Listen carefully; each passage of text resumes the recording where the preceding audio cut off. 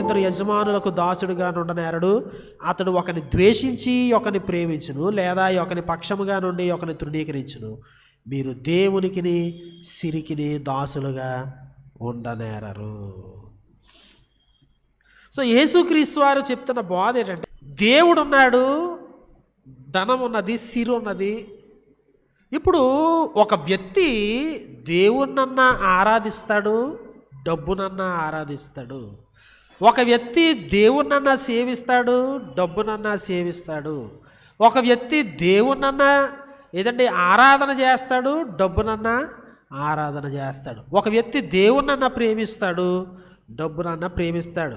లేకపోతే ఒక వ్యక్తి ఏదంటే ద్వేషిస్తాడు, వీళ్ళనన్నా ద్వేషిస్తాడు, వీళ్ళనన్నా ఇద్దరిని ప్రేమించలేడు, అంటే ఇద్దరిని ఆరాధించలేడు అనేటువంటి సత్యాన్ని యేసుక్రీస్తు వారు చెబుతూ ఉన్నాడు.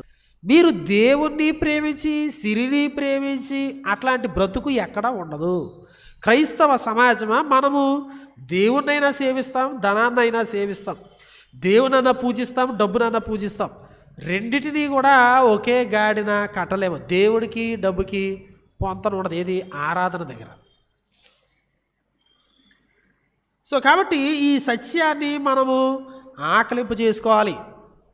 అంటే దేవుణ్ణి సేవించుట, ప్రేమించుట, ఆరాధించుట, గణపరుచుట, లేకపోతే డబ్బును ప్రేమించుట, గణపరుచుట, ఆరాధించుట, సేవించుట. సో దేనికోసం మాట్లాడుతున్నాం? మనము ఒకనొకప్పుడు యేసునందు విశ్వాసం ఉంచి బాప్తీసం పొందాం, రక్షించబడ్డాం. కాబట్టి రక్షణ అంటే ఏంటి? ఇక మీదట నేను దేవతలను కానీ దయ్యములను కానీ పూజింపననియు, అందుకు సంబంధించినటువంటి ఆచారములను విసర్జించుననియు మాట ఇచ్చేది అంటే మాట ఇచ్చుచున్నాము. ఇట్లాంటి వాగ్దానాలన్నీ చేసిన తర్వాత బాప్తీసం ఇస్తారు. సో అంటే ఏంటి? నేను రక్షింపబడ్డాను అంటే, మారు మనసు పొందాను అంటే, నూతన జన్మ పొందాను అంటే, ఆ తర్వాత బాప్తీసం తీసుకున్నానంటే దాని అర్థం ఏంటి?